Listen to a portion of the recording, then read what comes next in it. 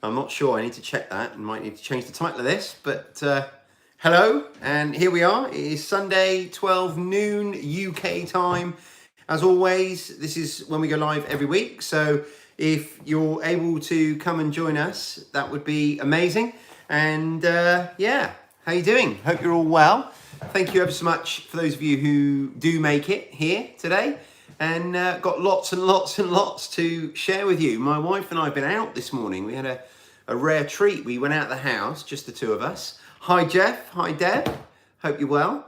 Yeah, we went out of the house to something called the Mid-Somerset Show. I did a fair bit of filming there actually, and I've got a video that will be going out on the channel in the next day or so, probably tomorrow. I'm in the process of editing it. And hi, us up north. So glad you could make it. So yeah, got lots of footage done this morning at the Mid-Somerset Show, and it's just this amazing country fair that's free. It's absolutely free to attend. I thought I'd go for a slightly different angle today as well. I thought this might be a little bit nicer, bit of a difference, bit of a change, but anyway, here we are. So at the fair this morning, I had curry for breakfast, which is one of my favourites, a rare treat. And we saw so much, there were so many different animals there. And one that really turned my head were some Dexter cattle, some cows, basically. They're, to all intents and purposes, they're like a bantam cow. You know how you get bantam chickens, which is like a half-size chicken? Well, Dexters are like half-size cows, and I found out that they're a utility breed as well. So it just had my mind blown. I had no idea, really. I'd never looked into it, so it's not something I kind of had hidden from me, but I just never really thought about it. But it changes everything insofar as planning for livestock for us.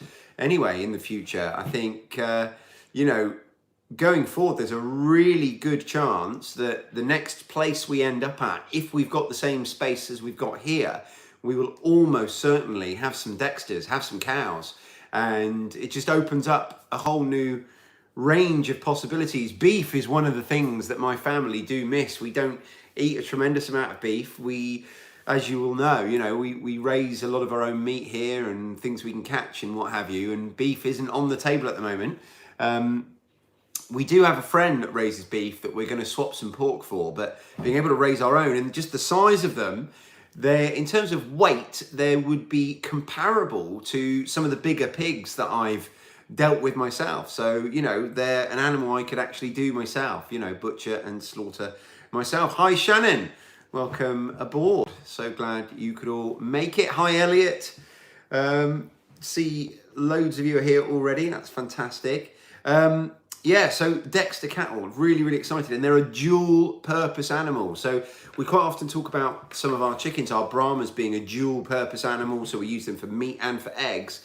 Well, Dexters are a dual purpose breed insofar as they're used for milk and for meat. So I think what would be ideal, you can keep a couple of cows on just 1 acre. So, if we had an 1.5 acre paddock, something like that, we could have a breeding pair and then probably 2 calves, one from this year, one from last year, because you want to raise them for about 18 months before you slaughter. So we'd have 1 calf or 1 cow every year coming through in meat production. We'd have the milk going on at the same time, and then we'd have the breeding adults. I love that idea. I love that setup. So yeah, really excited about that, and definitely one for the future. I think I'm gonna do a hell of a lot more research and learn all about them, and yeah, get myself familiar with them. Been a really busy week here as always, but we've been entertaining, which we don't often do. You guys will know we're not the biggest social butterflies, but we've had a couple of really, really nice treats. You'd need to get new t-shirts. Yeah, well, no, because the goats wouldn't be going anywhere. It wouldn't be a case of either or. It's as well and I think, so, sorry, us up north said I need to get new t-shirts if we got the Dexters. Well, I wouldn't. I would still be a goat guy. And I think what we do is we'd kind of have our goat flock similar to we have now, although we wouldn't even need to entertain the idea of increasing it. So we'd have 2 milking goats and a billy. And I think what we do is we basically have that cyclic nature of breeding, and we'd probably breed the cow off season to the goats. So we'd be milking the goats for 7 or 8 months of the year. We'd be milking the cow for about 8 or 9 months of the year, and obviously a slight overlap, but they'd fill in for each other, and we'd be milking all year round. And my wife prefers cow's milk to goat's milk. I don't really notice the difference. Most people don't notice the difference, but my wife does prefer the cow's milk in coffee. So it means we'd be able to obviously freeze some of the cow's milk, and then we'd have access to both all year round. What a win. I just think that'd be amazing. We'd probably need more freezers. We always need more freezers. Hi, Hannah. So glad you could make it. But yeah, it sounds excellent. Again, you know, this is, at the moment, we're in the process of, if anything, running down our livestock. We're going to reduce our numbers of animals because, you know, if nothing else, it's going to make the move, whatever that looks like, you know, that much easier to manage logistically. Let me... Lollapalooza Gifts, Norfolk, UK. What have I missed? Not a lot. I'll get you caught up in just a second. Shannon says, I sowed my first seeds for spring harvest 4 days ago, and I've never been so impatient for something to germinate. How awesome. I hope you noticed, Shannon, for you guys down under there, I released a bonus episode on the podcast yesterday. I'm going to start releasing my 4 Before series, 6 months out of kilter, as like a bonus episode, 1 weekend a month.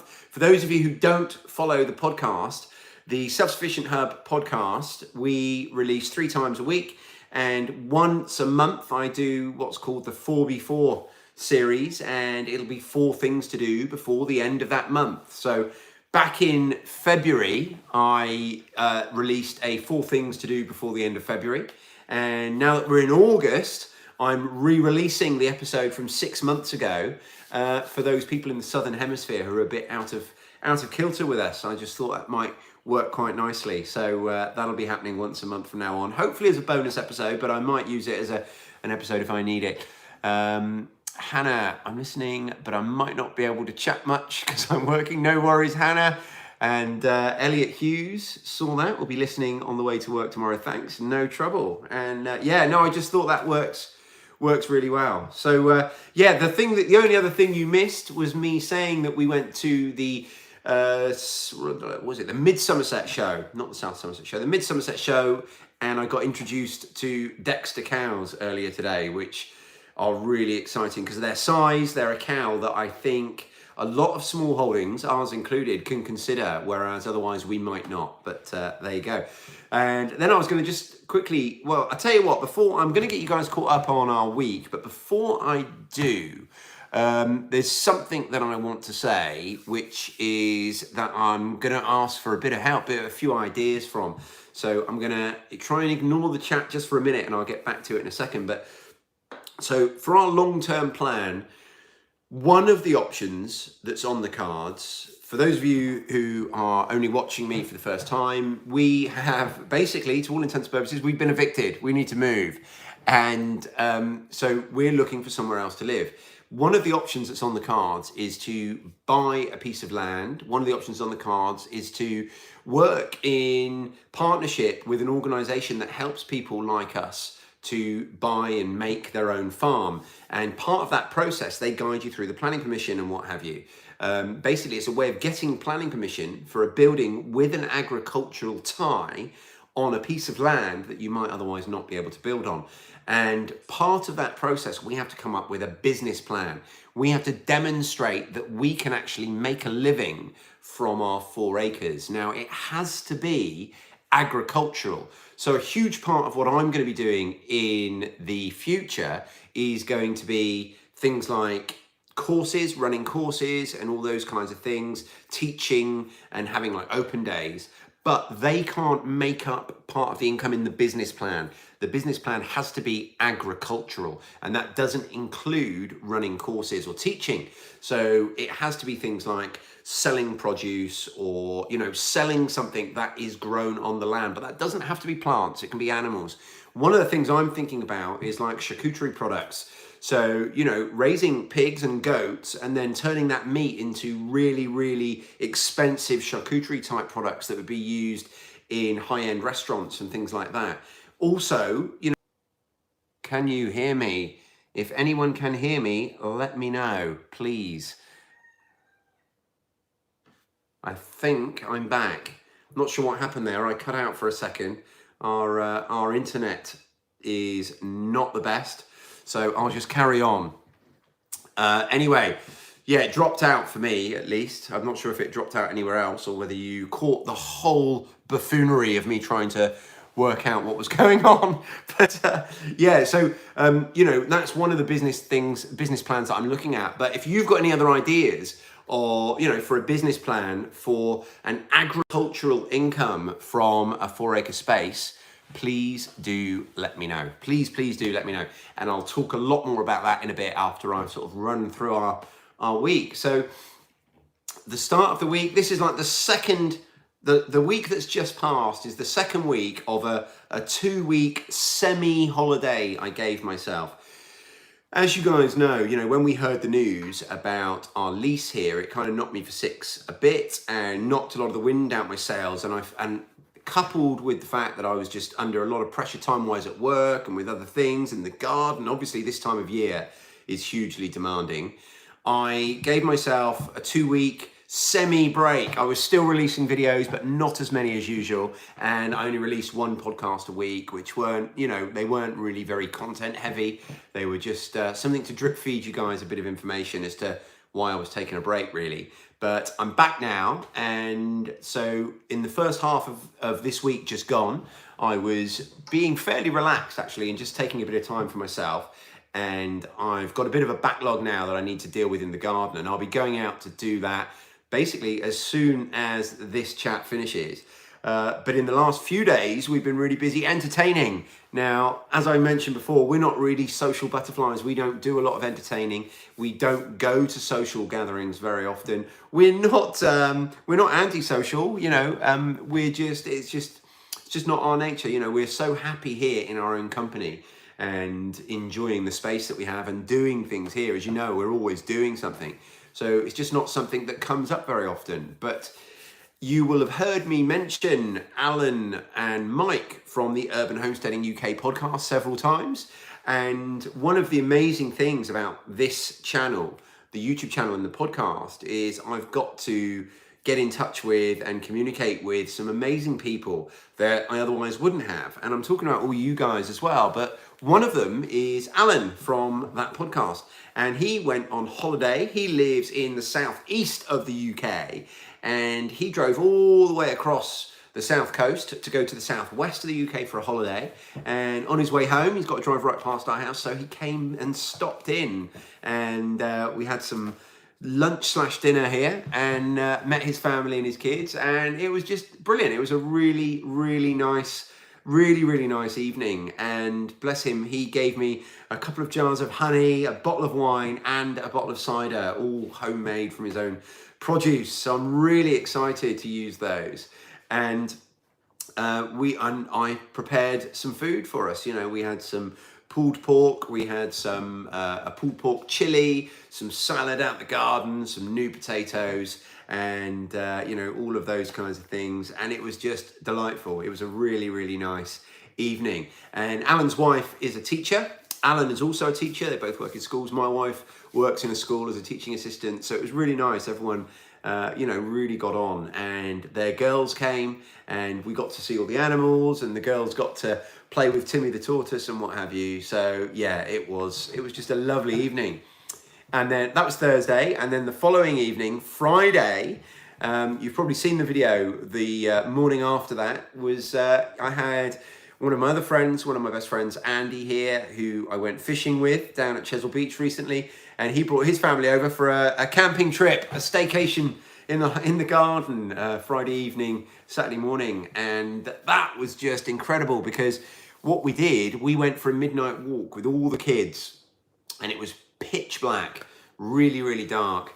There was a moon, but it was a bit cloudy, but we were just so fortunate with the cloud cover. The cloud cover was covering the moon, but not most of the stars most of the time. And we, as a planet, which just blows my mind, we were passing, I think we still are, but certainly back then, Thursday was the peak, I think. We were passing through the detritus left over from a comet. So there were just a huge number of shooting stars in the sky, just left and right. We all of us, all the adults and all the children got to see multiple shooting stars, and went on this midnight walk, and we sort of just stood in silence in the dark and waited for nature to catch up with us. Because when you go out for a walk in nature, you walk in like this bubble of quiet, because as you approach wildlife, as you approach the birds and the small mammals and the insects, they shut down and go quiet. And everything around you is silent.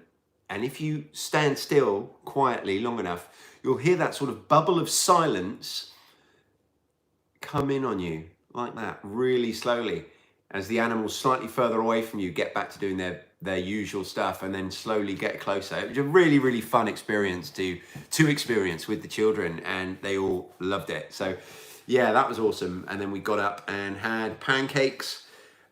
We cooked the evening dinner over a fire. It was just awesome. And that leads us to today. So yeah, today we got up and went to the Mid-Somerset show, and that was awesome too. Right, got lots of comments to just catch up with here, so just bear with me a second.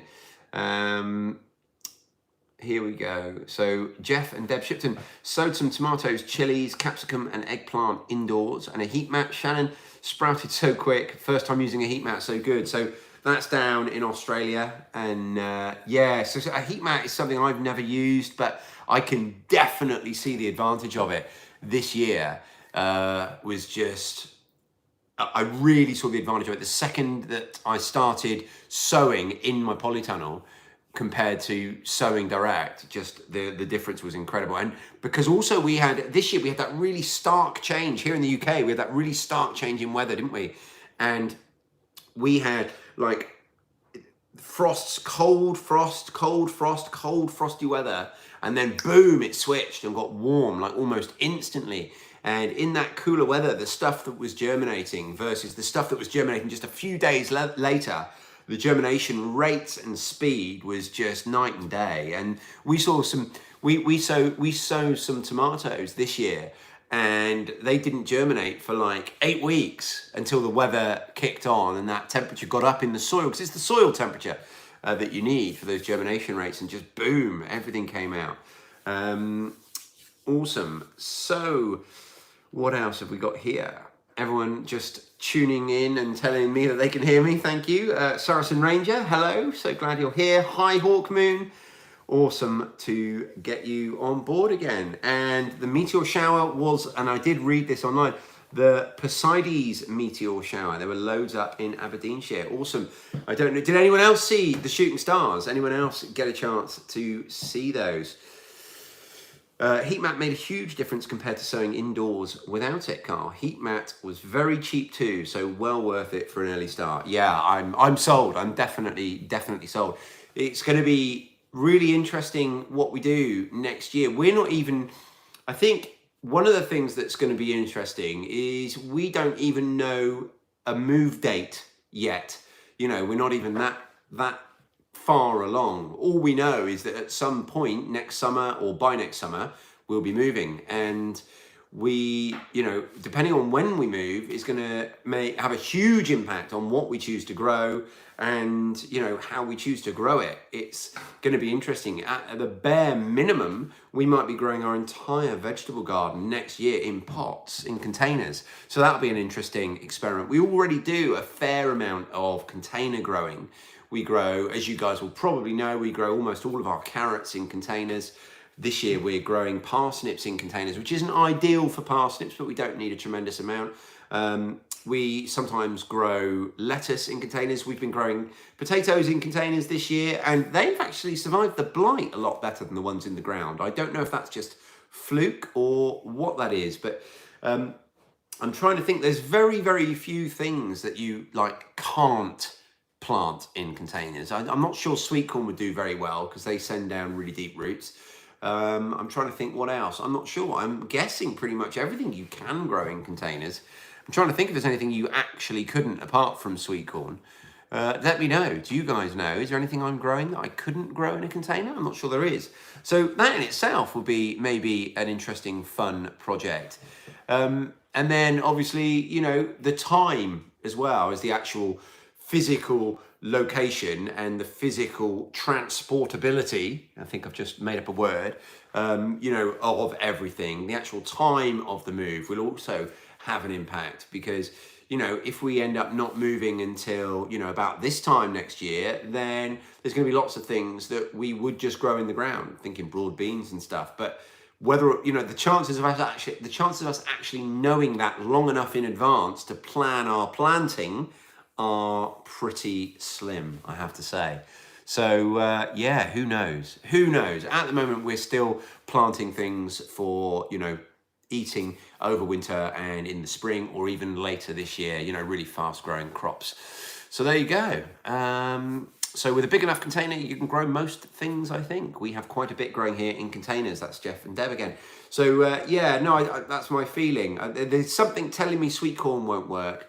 I don't know if that's because they do need such a big root. I need to look into that because I know they do send down a really deep root. But is that necessary? I don't know. I suppose the other thing with things like beans, you know, climbing beans, anything that climbs, or sweet corn, really tall plants, it's not necessarily just a case of can you grow it in a container. It's a case of how easy is it going to be to actually move that container anyway, even if it could. You know, same applies for a pumpkin plant, I suppose. That could grow in a container, but just moving it isn't necessarily the easiest thing. Elliot Hughes, I'm renting and made some wicked beds on pallets so I can shift the lot when it comes to it. Awesome. That's a good job. Jeff and Deb, oh no, sorry, Sharon's saying, have you noticed the weather changed just recently here? It seems spring is on the way with some sun and a lot less rain than we've had. What about you guys? Yeah, well, I'm excited for you guys down there in Australia. It's just, it's awesome. I mentioned on a podcast I recently recorded that it's always spring if you are a gardener. It's always spring in your head.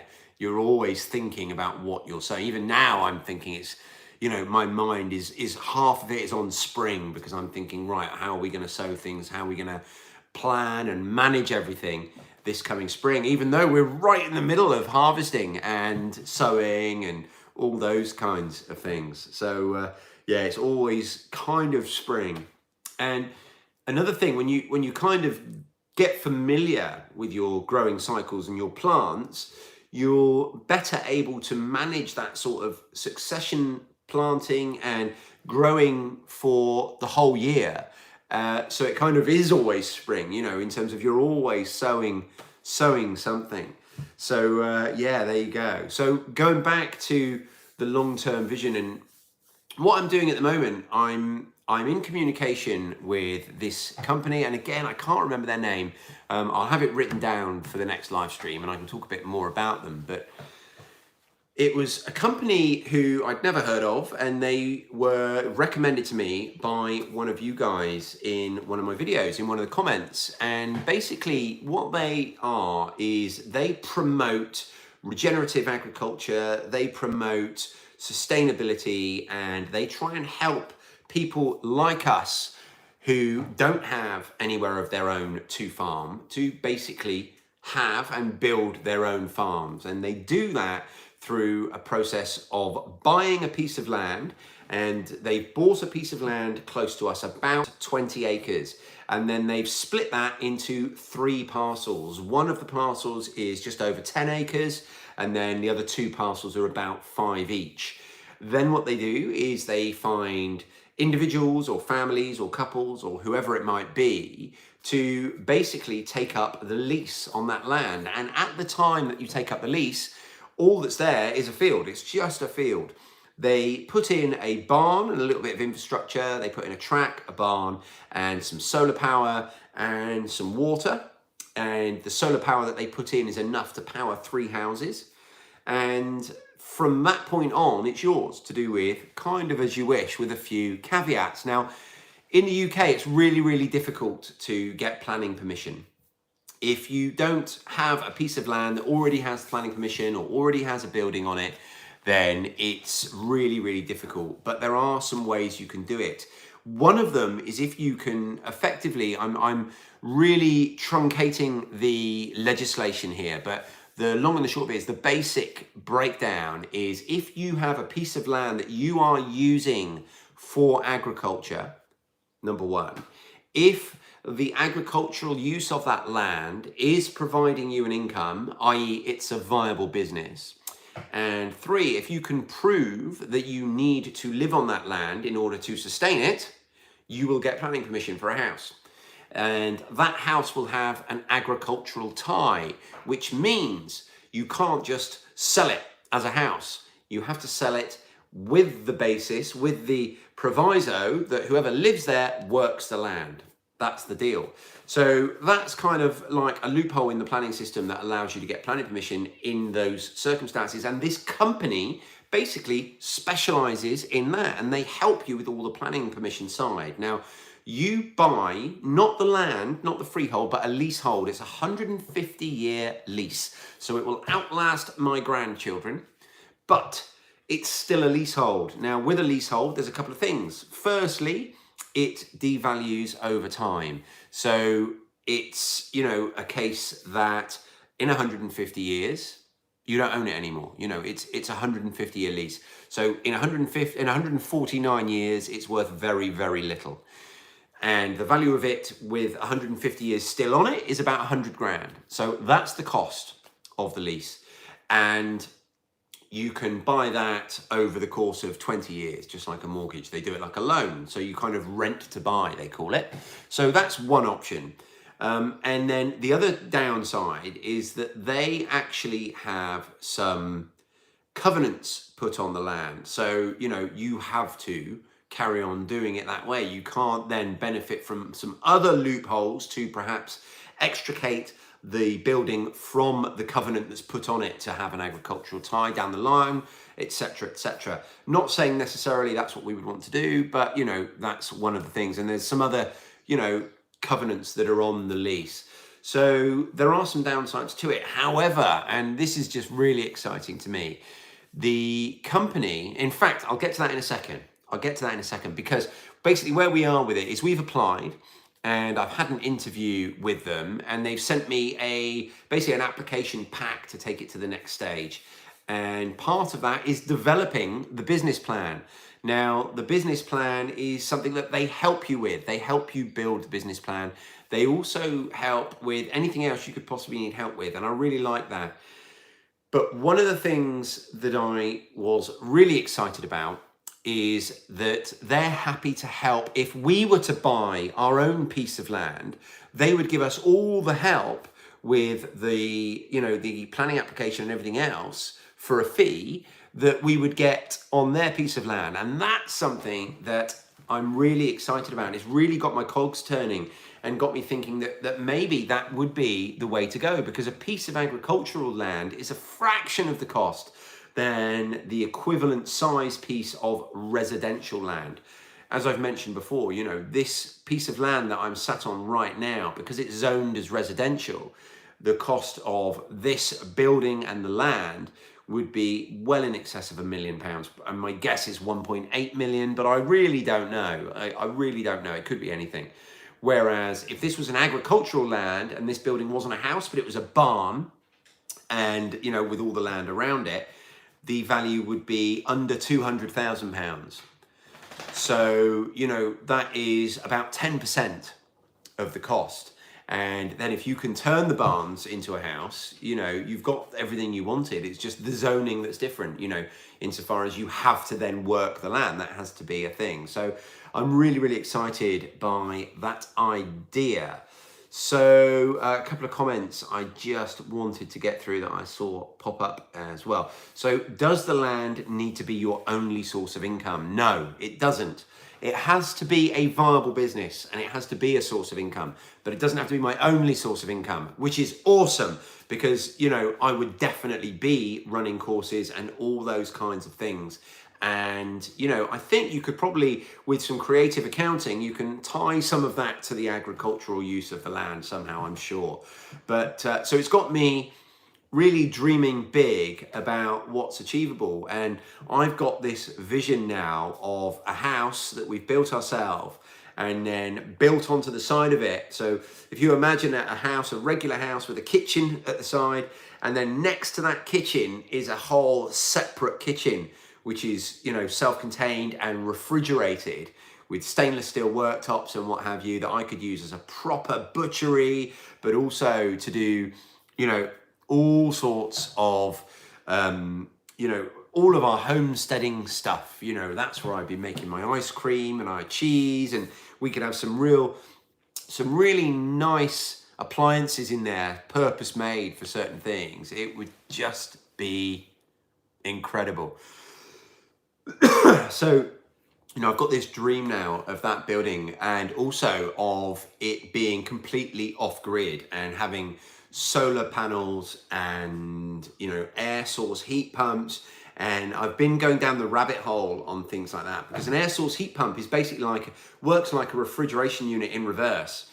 So I think if you had a unit within the sort of the walk-in fridge kitchen, if you like, and then the excess heat from that you could use to heat the house, or vice versa, you know, the heating from the house, the excess cool air that comes off of that to cool the fridge.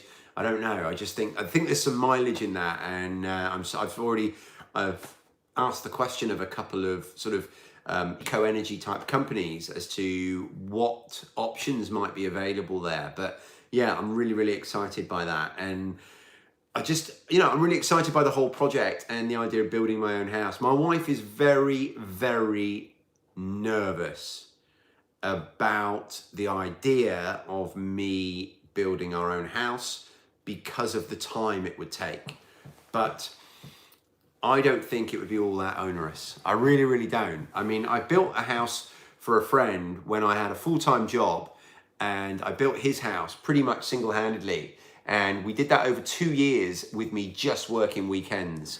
So I think it could absolutely work like that. And yeah, so Jeff and Deb says, some sort of permaculture learning center, working farm, school type affair. And that's exactly what I see in my head. Yeah, it's exactly what I see. And it's not that she doesn't trust my building expertise, Shannon, I don't think. She's not said that anyway. So yeah, and you also asked, could I use my building expertise in some way that's agriculture? It doesn't really fit into the business model, because the model has to be, you know, making your money from the agriculture, basically from what you can grow. And, you know, that really did get me thinking about this whole charcuterie business. And, you know, with my second fridge, my second kitchen that's a fridge, you know, basically having... sorry, Hawk Moon's just asked if the land was close by, the one that we were talking about. So yeah, it's really close by. It's 10 minutes away. It's actually closer to my wife's parents and closer to the kids' school than we currently live. So yes, it's really nearby. It's perfect. But yeah, like I say, the business plan has to be something that is more traditionally considered to be agriculture. So it could be, you know, I know the other two plots, one of them is basically making cider. Their business plan is to grow apple trees, make their own cider. Excuse me. And the other one is to basically grow fruit and veg, like a market garden. I'm just going to reach over out of shot and get a drink a second. Bear with me. And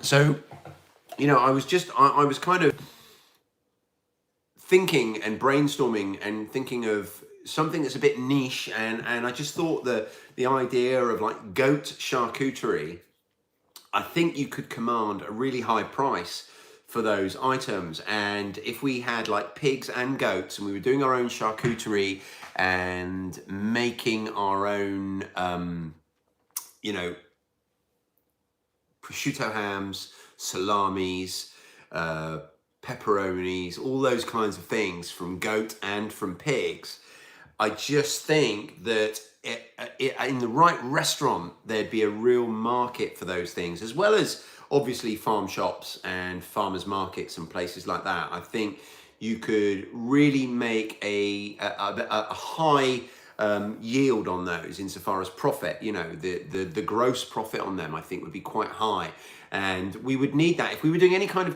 so to make a living from any kind of animal product on a scale like that. You know, if you're talking sort of between 4 and 10 acres, you can't just raise sheep and sell them. That you're never going to make enough money on a small piece of land like that. The same with any other animal.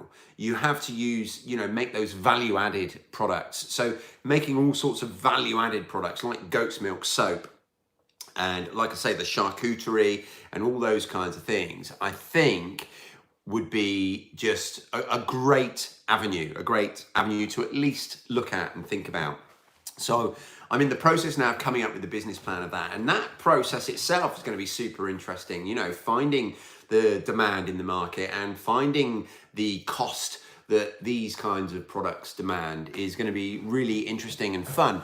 And then because of who I am, you know, I'm not going to be able to just narrowly focus on one thing. So, you know, we're going to be having a massive vegetable garden anyway, so we may as well grow a bit extra and have a market garden as well. And, you know, we're going to be doing all these other things that we already do. So we're going to be having bees and more bees. So, you know, being able to have people come in and have, you know, a proper, like a beekeeping experience with us, where they come in, they have bee suits, they go and look in the hives with us, etc., etc. I think that's great. Having a butchery experience where people can come in and in one day, you know, we can go from here's a pig, and then here's how we process it, and here's how we deal with it, and here's how we butcher it, and everything else. I think that's something that people would genuinely, you know, pay really good money for, because it would be worth it, but also would be a great way of, you know, doing what I'm most passionate about, the big umbrella under which all of the other things I do fall, which is this idea of reconnecting people with where their food comes from. And I think the reason I get so passionate about the animal and meat side of it whenever I think about it is because that's where the biggest disconnect is. Insofar as your average consumer of food, they have the biggest disconnect with where their food comes from when we talk about meat products. You know, when I imagine that there's lots and lots of children that genuinely, if I took them to the supermarket, to the butchery counter and asked them, they wouldn't have a clue which animal different bits of meat came from, you know, which animal we get a cut of beef from. You know, I imagine there's children that genuinely wouldn't even be able to join that dot between the beef and cow. And, you know, some things it's a little bit easier than others because they're called the same, but some things aren't. And, you know, I imagine there's quite a lot of children that have no idea that sausages come from pigs generally, you know, pork sausages, obviously. And, you know, it's something that I feel very strongly about. I feel very passionate about spreading that message, not just with meat, but meat, like I say, is where I think the biggest disconnect is. And I think it's almost a disconnect that we're implicit in. Those people who have that disconnect, they're implicit about it insofar as they even recognize it and foster it because it makes it easier, makes it better, makes it easier for them to eat the meat without having to think about where it comes from. Because then, as soon as you think where it comes from, you've got to start answering a lot of other questions about animal husbandry and animal welfare. And of course, if you're not even thinking about what your meat is and where it comes from, you avoid that whole swathe of questions. There's a whole tranche of questions that you just don't need to answer anymore because you're not answering that first question. You know, what is this that I'm putting in my mouth? And all of the knock-on effects from that. So, you know, that's something that I do feel, you know, really happy about. So what have we got here? Where's Jackie? She's chimed in before with who's standing on a rant about where food comes from. I think that was mushrooms actually last time. Julian, hi, I am new. Great person and great channel. Bless you. Thank you, Julian. Thank you. So glad you joined us. So this is your first video of mine, is it? Or you're just fairly new to the channel? And there was one other, I think. So exciting. This is from Jill. Hi, Jill. If you haven't yet, check Richard Perkins' channel. He's a brilliant resource for you. Exciting stuff. Awesome. I will. Let me just write that down because I have a tendency to say, yeah, I'll check that out. And then I don't always find myself remembering. So Perkins, yeah, I will check that out. Is he doing a similar thing to me, just further along the line, or has he got a different take on it? So yeah, like I said before, I'm after ideas. If any of you guys, like the charcuterie thing, if any of you guys have got ideas for value-added products, particularly around the animals that we're doing here, please do let me know. And if you're not watching live, well, you can still let me know in the comments. You know, let me know in the comments whether you're watching live, whether you're not watching live. Let me know in the comments. But you can also get at me through our email, which most of you will know. It's selfsufficientcontact@gmail.com. And while we're doing the whole, you know, self-indulgent plugging thing, I will just say, right now, press that like button for me, please. It does help me grow this channel while I'm still very, very young. And if you're not watching live, make sure you leave a comment as well. Or if you're watching live, just leave a comment. It's a nice thing to do, and I love to read them. So there you go. And yeah, so that's the stage I'm at. So in the next few weeks, I have got lots of stuff to be sharing with you, hopefully, assuming that I get the time. I don't always have the time to share everything that I'd like to. There's quite often things I'm doing and I just don't have time to do the filming and editing as well. But if I get time, I'd like to share some of the process of this business plan that I'm coming up with you. I'd like to share a lot of the sort of land hunting style stuff that I'll be doing. And I'm also aware that I haven't actually brought you guys around with me in the garden that much lately because I haven't had time. I'd like to correct that. I've got loads of other video ideas as well. I want to do one on my homestead EDC. In fact, I might make that the topic of a live video because I think that would lend itself to a live. My EDC stands for everyday carry. The stuff that I have on me all the time, just walking around, and I think, oh, I wish I had a knife. Well, I've got one. And I can say that about lots of different things. And yeah, I think that would make a nice subject. Maybe for next week's live stream, we can all talk about the sort of things we carry around with us in our pockets.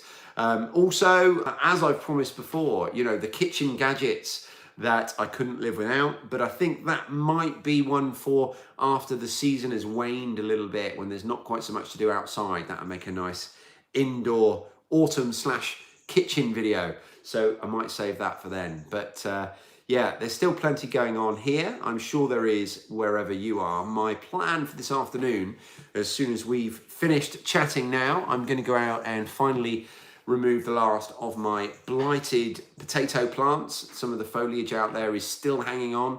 We'll be milking goats like usual, cooking tea, and then I think I want to give my vegetable garden a bit of a spruce. It's been a little bit neglected. Like I mentioned before, the news about the house knocked the wind out of my sails a little bit. It hasn't dampened any of my enthusiasm, my long-term enthusiasm.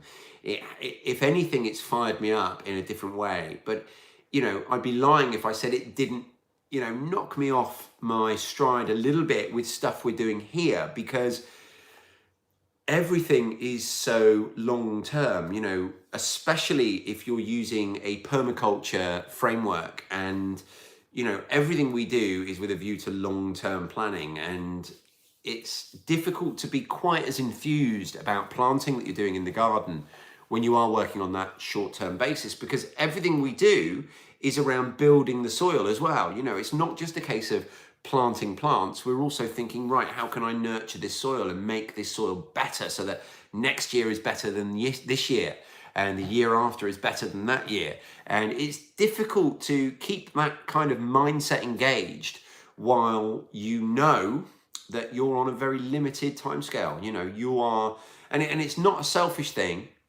If I thought that whoever was coming in behind us on this land was going to be using it for the same reason, then basically nothing would change. I would carry on doing exactly as I'm doing, and I would still be thinking I want to build the soil for next year.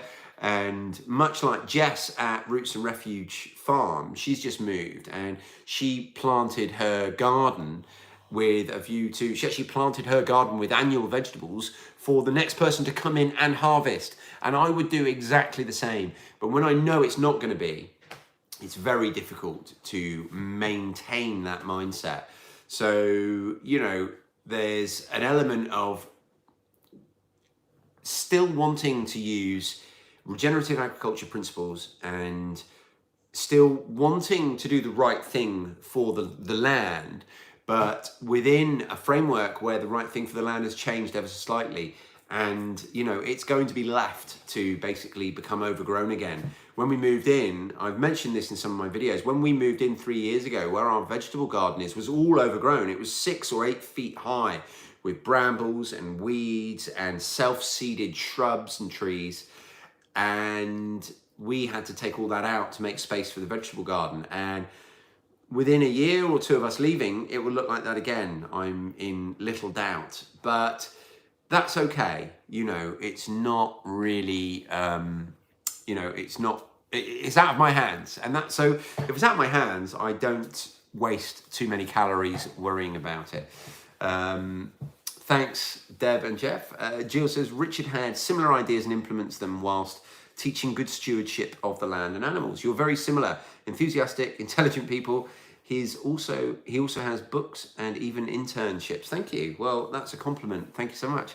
And yeah, no, I definitely will check that out, Jill. I appreciate that. I appreciate your comments. I appreciate you expanding on them a little bit for me after I asked. That's great. So yeah, so in terms of what we are doing, you know, we are still going to be harvesting our plants and maintaining our perpetual cycles of plants and intercropping and succession planting and all those things, but, you know, with a slightly different view. We're certainly not introducing any more perennials, and there are new projects now that have cheers, Shannon.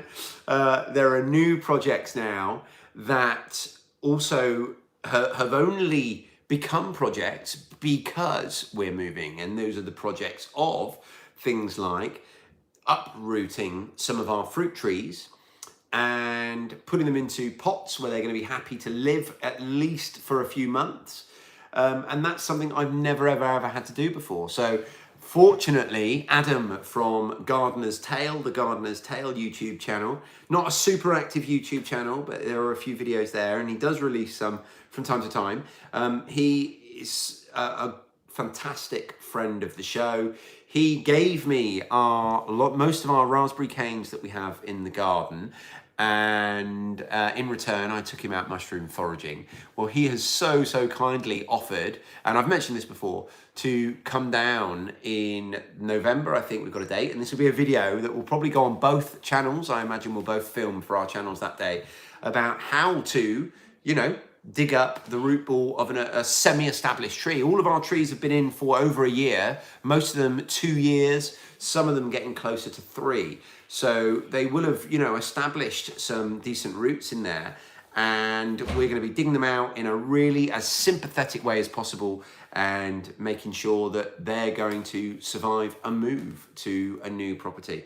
So yeah, that's pretty much everything up to speed. I can't think of anything else to share with you guys. So last chance, if there's any questions, to get them in quick, because we'll be wrapping up ever so shortly, and I do just need another sip of this drink. I've got such a sore throat. I've basically talked non-stop for 50 minutes and barely taken a breath. There you go. So yeah, look out for that video, the Mid-Somerset Show video. That'll be coming out hopefully tomorrow, and I will speak to you guys really soon. Oh my goodness, I nearly forgot one thing. We'll be doing a midweek live on Wednesday. So the monthly midweek will be Wednesday at 7 p.m. UK time. It's supposed to be the first Wednesday of every month, but I couldn't do it last Wednesday, so it'll be this coming Wednesday, the monthly midweek live stream. It would be awesome if you can make it there. And as always, thank you all so much for joining us. Good night, Deb and Jeff, and everyone else in the Southern Hemisphere. Good night. All you guys, I say Southern Hemisphere, in Australia and I'm assuming New Zealand, although that might even be a bit late for them. They might have already gone. But yeah, good night to you guys down under, and I will speak to all the rest of you really soon. Thank you so much, as always, for joining me today on this live stream. It means the world to me that I can just put a date on the calendar and so many of you turn up to it. It means the world. So again, thank you so much, and I will speak to you